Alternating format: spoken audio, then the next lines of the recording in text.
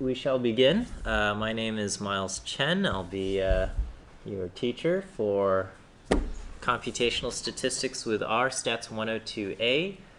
This is summer session. I hope no one is taking more than 2 summer session classes, okay? Because summer session, you're compressing an entire quarter into 10 weeks. And so you can, from 10 weeks into like 6 weeks, and so you can expect approximately twice the regular intensity of a regular course. And so I would say taking 2 summer session classes would be like taking 4 classes during a quarter, and anything more than that is really, it's probably not good for your health. And I say that in all sincerity. I mean, it's kind of funny, but then, you know, you don't want to be bringing on extra unnecessary stress. You know, it's much better to just take a extra quarter to finish than undergo trauma or something. So anyway, so if you're taking more than 2 classes, I strongly recommend that you reconsider, just at least in the beginning. But anyway, you know, so I'm going to try to teach as much as I can that is going to be worth your time and worth your coming to class. I want this class to be useful to you guys. So anyway, let's see.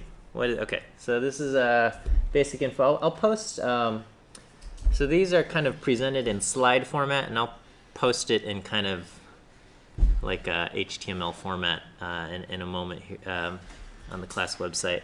But that's my email, you know, the class website. My office is there, and we'll have office hours at this time. You guys will figure that out, okay? All right, but you can write it down. It's all on the website as well. Okay, I'm still in the process of finalizing the syllabus, which will have kind of the grade schema. Don't quote me on this, but I'm anticipating about 75% homework and then 25% final exam. Okay. Last quarter, or in the when I taught this during the school year, not during summer session, I had it was mostly all take-home assignments, but I was recommended to have some kind of in-class exam. So there will probably be a in-class final exam of some kind. And I know it's like a computer programming class, so you'll have to like write code by hand and or be able to read code and kind of present it on paper and understand what it does. So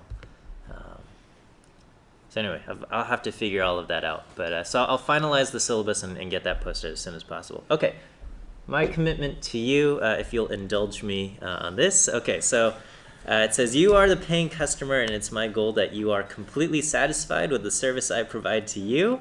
And, you know, you guys are giving up your summer to be here.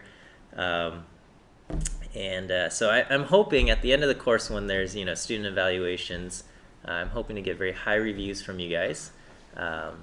I'm a relatively new teacher to UCLA, and so that your student reviews are very important for my career advancement. So anyway, so if anything, if you're not happy about anything, please let me know during the course time so that I can make corrections, okay?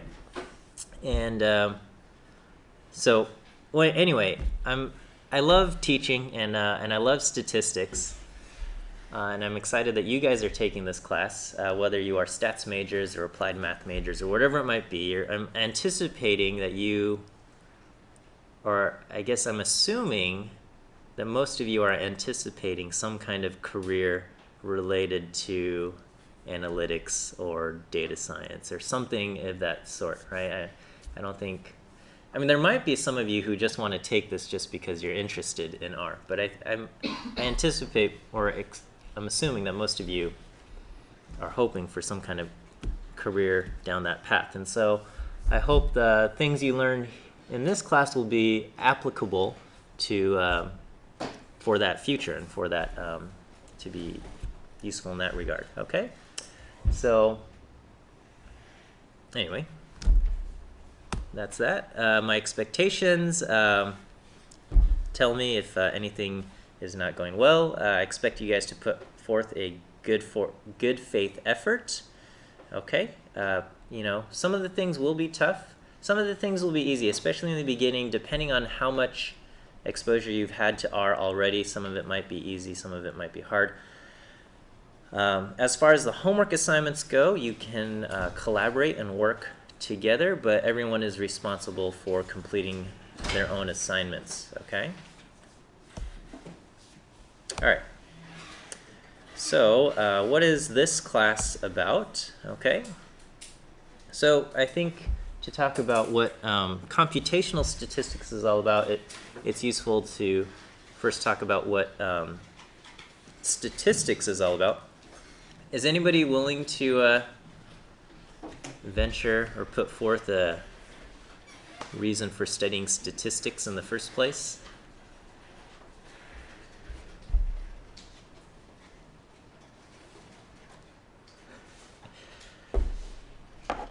Okay, well, I'll tell you what I think. All right, so what's that? All right, so I say we study statistics to gain a better understanding of the world, and this could be said about most subjects, but statistics specifically allow us to take data and then make, or try to make, meaningful conclusions from that data. Okay, so anytime we are curious about something, you know, we might not be able to observe everybody in the population, but we can observe a sample, and from that sample make conclusions. So, you know, often we go about asking this question, you know, what does this data tell me about the world? And with data we can describe and summarize it. And also, underlying this, there's this, when we do statistical inference, we ask, could the results I have be a random fluke, or does it indicate something special here? Okay. So, you know, this first lecture, I'll mostly be presenting stuff here. It is, you might wonder, you know, should I be bringing my laptops to class? You can, and you don't have to. Some days I'll do demos on the computer. All of this is being recorded, and you can always and I'll post them online, okay, and you can watch the lecture there. Okay, so all of you should have taken an intro stats class, and so, you know, you started off with descriptive statistics, learning how to summarize data with means and medians, standard deviations, describe different aspects of a set of data, okay, and then you created confidence intervals, hypothesis tests, and those things depended on the central limit theorem, okay?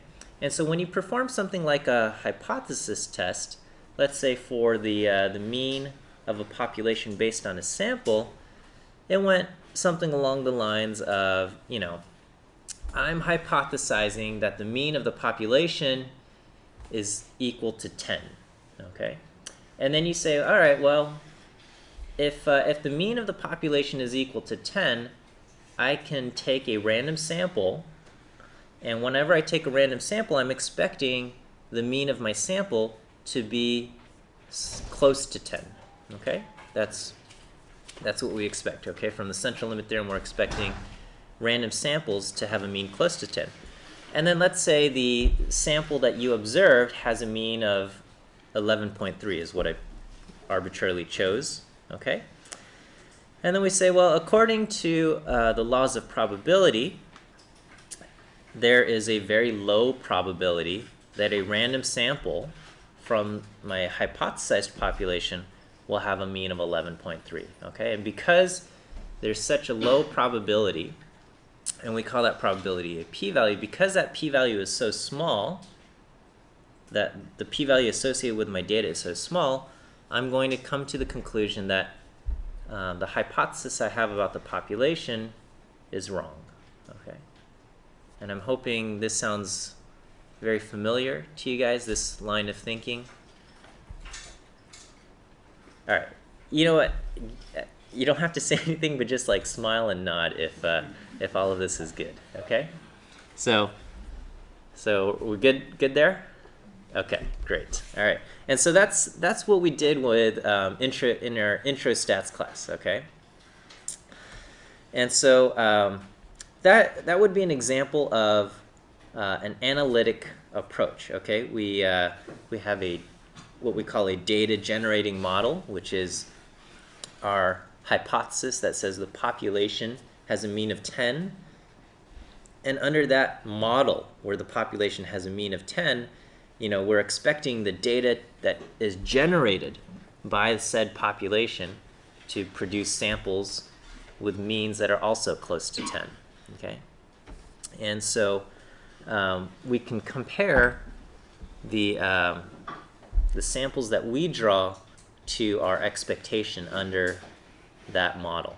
Okay, and this is our calculations of the p-value probably require the use of either a normal table or a t-table, depending on the test you are performing, and that's an analytic approach. Okay, and that's based on our understanding of the theoretical math underneath statistics. Okay, so if you some of you will take Stats 100B, or maybe some of you have already taken that.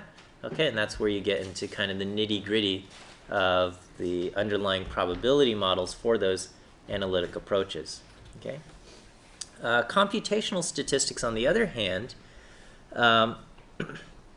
helps us, especially in situations where the underlying math can get really complicated, perhaps even impossible to solve. Okay, and so we can use computationally intensive methods, such as sampling or simulations or resampling, to make inferences about the parameters. So, in the previous example, we had a simple solution where, or a simple model where we said, we were going to just draw random samples out of some population that we think has a mean of 10.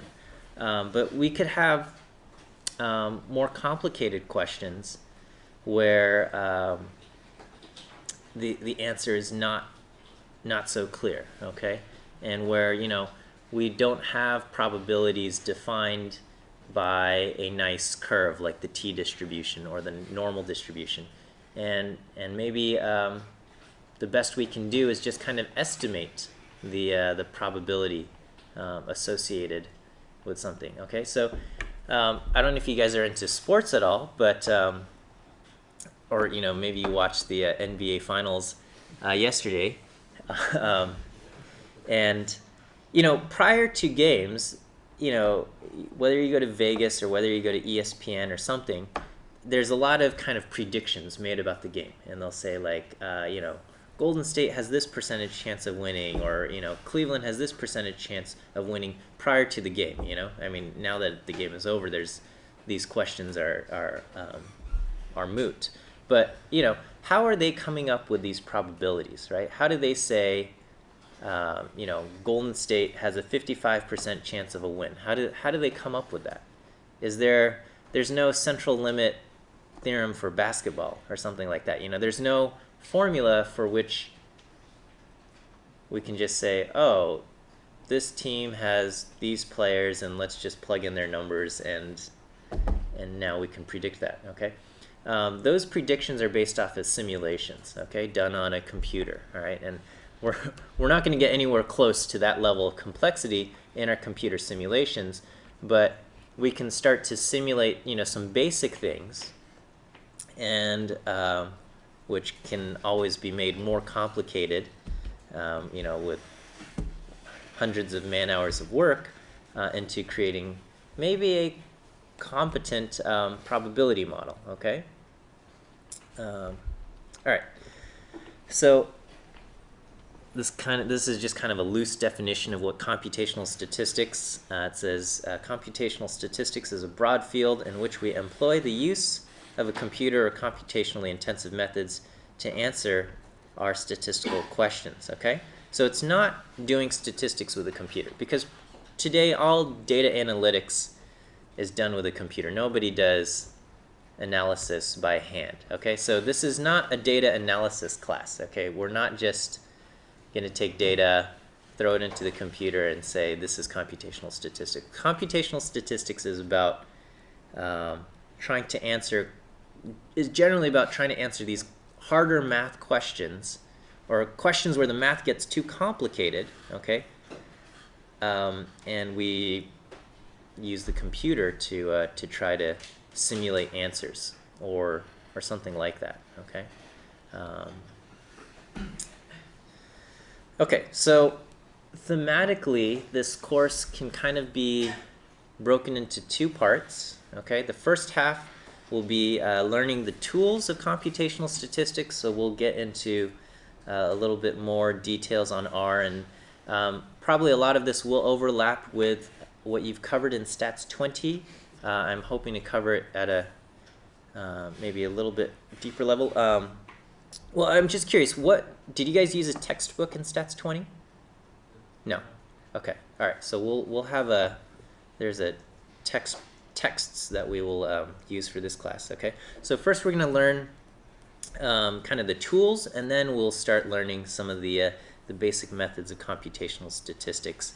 And some of it is carried on through future classes like 102B and 102C. Okay. I said I liken this arrangement to a woodshop class. I don't know if any of you guys took woodshop in high school or anything like that. Probably not. But do high schools still offer woodshop? Yeah, and okay. So anyway, you learn the tools, like safety and all of this stuff, right? There's not so much safety we have to teach here. But you learn how to use the tools, and then once you have a basic competent understanding of the tools, you can start doing stuff with computational statistics. Okay.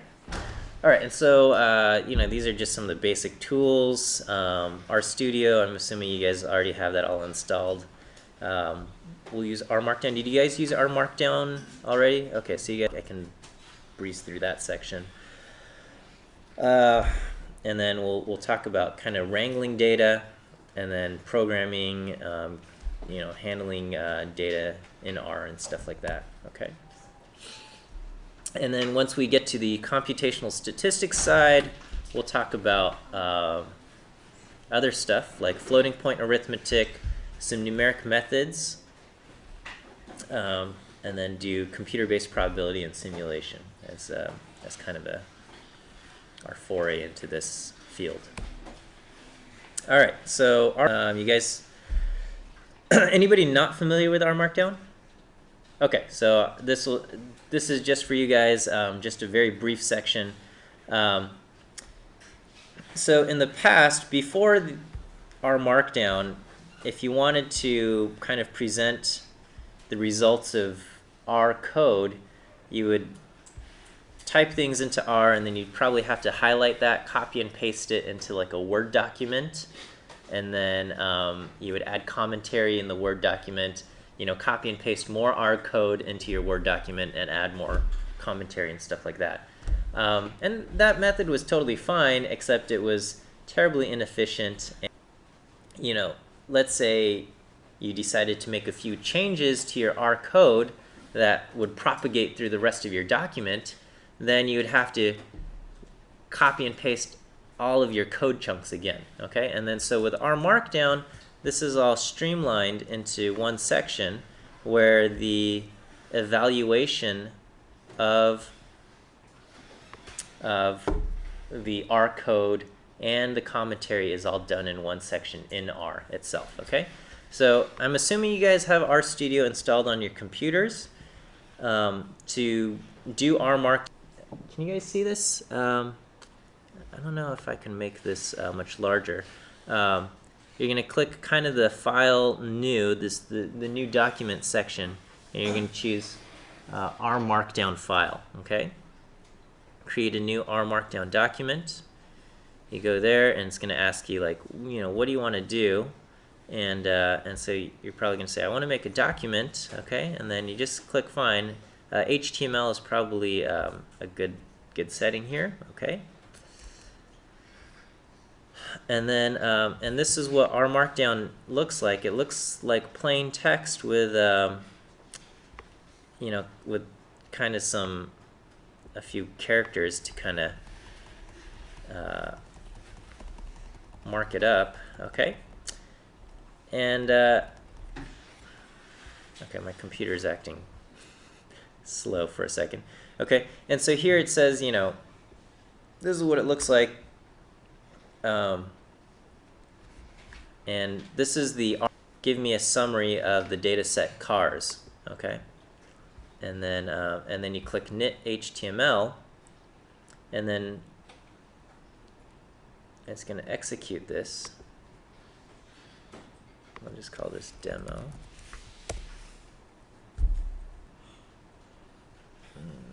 Okay.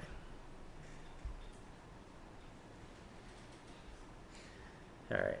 Oh, is it going?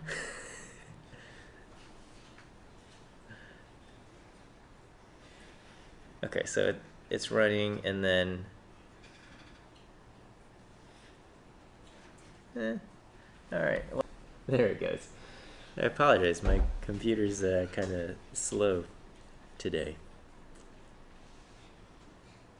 All right, it's probably going to be faster on your computer at home. All right, and so basically from that command where I just typed in summary cars, it prints out that command, but then it also prints out the results of that command. Okay, so if I were to type in summary cars into R, this is what R would output, and then in my Markdown document. Okay, and so you know. I'm going to assign homework assignments via R Markdown. I post an R Markdown file, okay, with questions and things, and then your job is to put your answers into that R Markdown file, compile it, or render it, I should say, and then upload your rendered document to CCLE for the grader to grade the documents. Okay, now. I did notice that some students in the past would try to do all of their work in R Markdown itself, okay? Meaning, you know, whenever they wanted to make modifications to the code, they would do it in the R Markdown document directly and then render it each time. And I would say that's not the best way to do it, okay? I would say the best way to do it is create a separate separate file over here where you would, you know, kind of write the commands. Okay, yeah, something is definitely slow here. Where you would write your commands over here, and then you would modify your commands, and you would just run those here first, okay, to make sure all of your commands work, and then you would copy and paste your commands into the R Markdown file. And then you make changes over here, like you realize you made a mistake, you can just transfer those changes into the R Markdown, okay?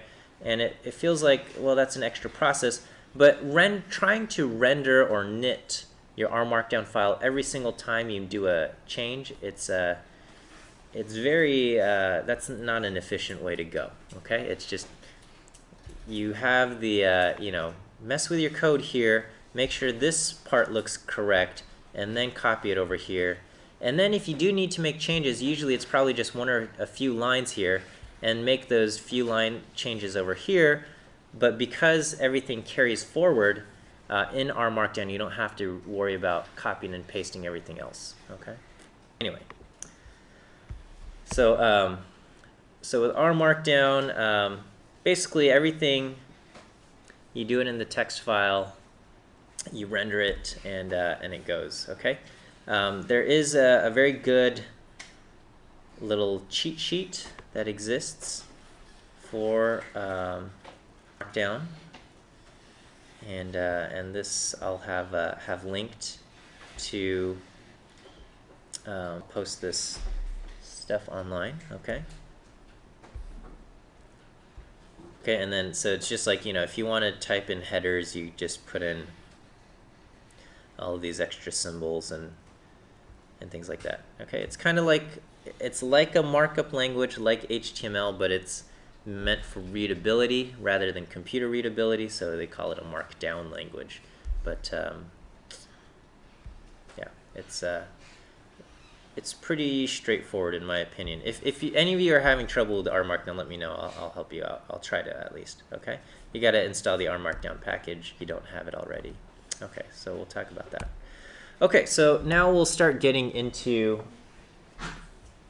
I don't know, the learning the tools of R. Okay, and so we're going to start with data structures in R, and I'm sure many of you are familiar with this stuff, but then I think a lot of it can be explained in in greater depth here. Okay. Maybe at this point, before we start getting into this, I will say that a lot of my content for the lectures is coming from two textbooks. One is Hadley Wickham's Advanced. The other is another textbook called Introduction to Scientific Programming Using R. All right, let's see. Oh, I don't want my inbox to show up here. Okay, let's see. This,